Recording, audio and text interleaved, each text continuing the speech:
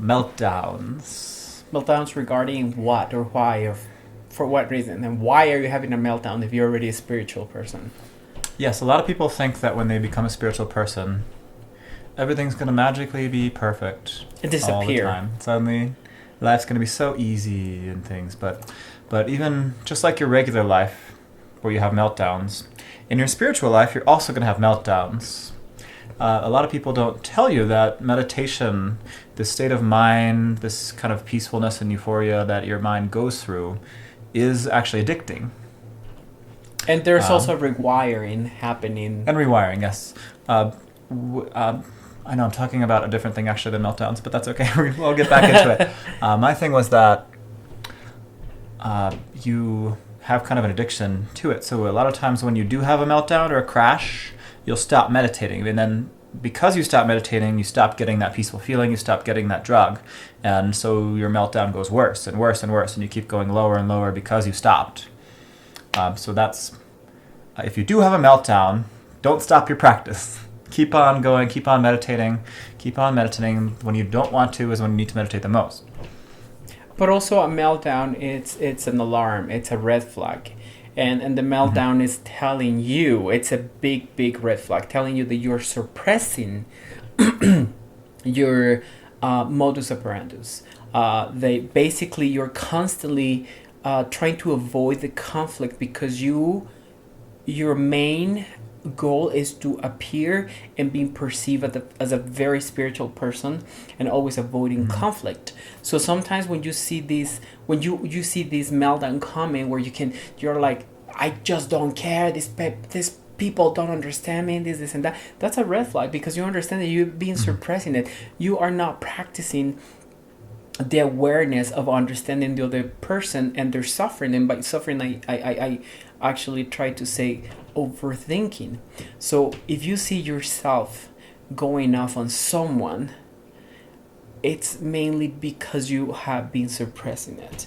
And a lot of the times when you think of meditation, a lot of times you're just thinking of meditation is you meditating, thinking you're meditating, but basically you're just thinking of meditating.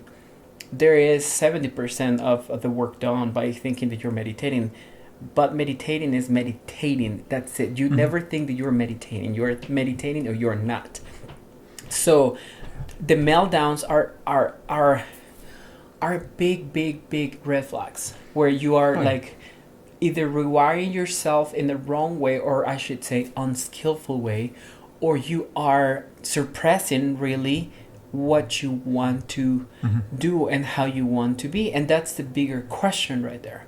If you see yourself having a meltdown, that means that you are attached to the idea that people should be as spiritual as you are, that people should be as kind and sweet as you are.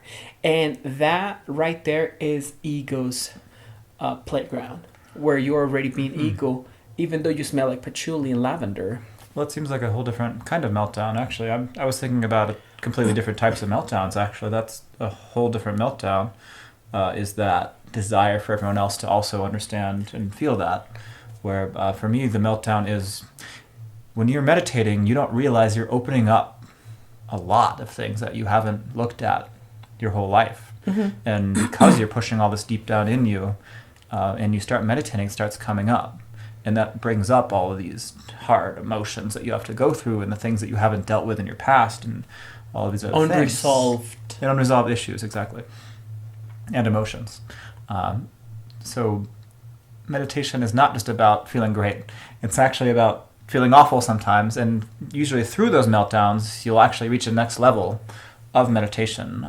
You'll get into an even better place than you were before that afterward, as long as you can embrace the meltdown and go through it responsibly. And inquire and keep inquiring, why is it that you are having this meltdown? And if you often see yourself responding as, well, because they or you, or that's not really an answer. You have to take accountability for what you're feeling. You cannot just say, well, you did this to me, hence I hate you, or because a meltdown, it's a lot of very conflictive thought of people should be doing what you want. And a lot of the meltdowns, you have this meltdown where you're just meditating, and you can even like just reject the very moment of meditation because you're like, this is not working. Mm-hmm. And you have a meltdown right there because it's not working, but it's actually working. Oh yeah. Yeah, there's nothing wrong with having those meltdowns, and a lot of the time I feel like they don't tell you that in your spiritual practice, that you're going to have these hard moments. That some people, you may have heard the expression "dark night of the soul." For me, I don't think it's one time. It's not this one moment where suddenly, oh, it was so bad, but everything's great. I think they keep coming. They keep coming because they need to, like, depending on how much you have in you. They're going to keep coming. They're going to keep having these moments of like, oh my gosh, what is this like weight that I've been carrying that's coming off of me? And it's so freeing, but it's also so scary, and it's like you're feeling so open and vulnerable, and you're pushing and you're pulling, and you have all these things happening because you just were doing that meditation where you're sitting here and everything is coming up. But it's okay. It's okay to have that, and don't feel like you're alone in that. And I'm hoping that people could be more prepared for what's coming. Not that you can just meditate and be enlightened, and probably even in your lifetime. Really, One of the experiences that I first had almost 7 years ago when I started practicing, it wasn't a meltdown, but it was like this very constant, violent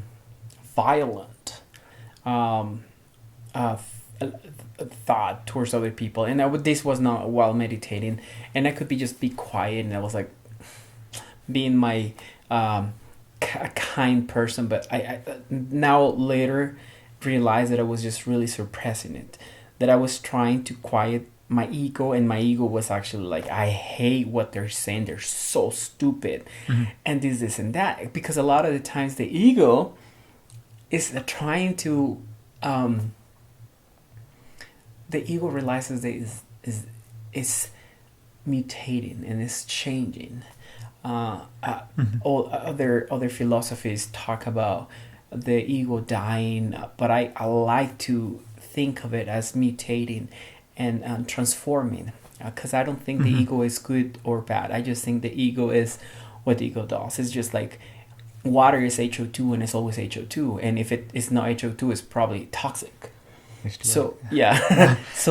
So I think the ego does what the ego does, which is always trying to bring you to your perceived idea of we who you are. We haven't talked about the mind yet at all, and the ego, the mind. There's so many different words for what that programming is, and we've taught it to come up and protect us and to give us all these thoughts and pay attention to them for whatever reason, just because they say in archaic times, you'd need that quick moment of like danger, and you have to like run. But nowadays, the danger is not real a lot of the time. We're not in life and death situations all the time, but our mind treats us like we are. Yeah. And it just keeps coming up like, like bear. There's no bear. So we do need to talk about that at some point. But getting back to meltdowns. Exactly. It's okay to have them. They're going to be pretty awful, and that's okay. And that's great, but don't fight it. I wanted to say with the mind that he was saying, with the ego, the mind, through meditation, you don't want to push your thoughts away. You don't want to have that ego death or killing of the ego. It's not about any of that kind of weird violence. It's about letting it pass and not getting involved with it. Observing because it. It's going to be there anyway, regardless of what you do. Awareness. And if you start trying to like fight it or hide it, it's actually going to be much stronger, and it's going to come back to causing more meltdowns instead of just letting it exist peacefully with you. And you have to also pay attention to those meltdowns, and if possible, and if you can, write them down. Write down what is causing you this meltdown or this excessive overthinking. Write down what is causing you that overthinking, and how can you possibly approach or try to calm yourself next time that you have a meltdown, because a meltdown is being triggered by a river of thoughts. And if you don't resolve those thoughts, you're gonna keep having this meltdown, and there will be a point where you're just have this meltdown preparation triggered by anything. And what we're trying to do is first to analyze why is it that you are having these meltdowns and what is triggering them. It's just like I'm just gonna throw something real quick. Anxiety is often triggered by association of a specific things in the environment. Let's talk about like someone that is anxious. They just broke up with boyfriend or girlfriend, and they see someone driving a car the same color that the boyfriend or girlfriend had, and they start experiencing that anxiety, which is very interesting. But the association right there exists because you created it. So if you start resolving, okay, this car is represents that my boyfriend girlfriend used to drive that car and I'm no longer with that person, you have to see it objectively. In the end, the car is just a car and the color is just a color, and the person that is driving that car it's someone completely different than who you are at that moment. So when you start analyzing the bunch of the river thoughts that come and then trigger this meltdown, and you start actually analyzing those thoughts, and you go deep in why how I can fix these thoughts, this meltdown is going to start looking kind of lame.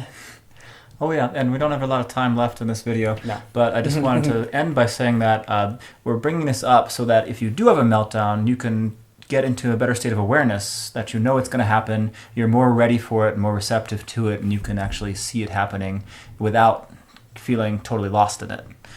So just by having this conversation, I hope it's helped.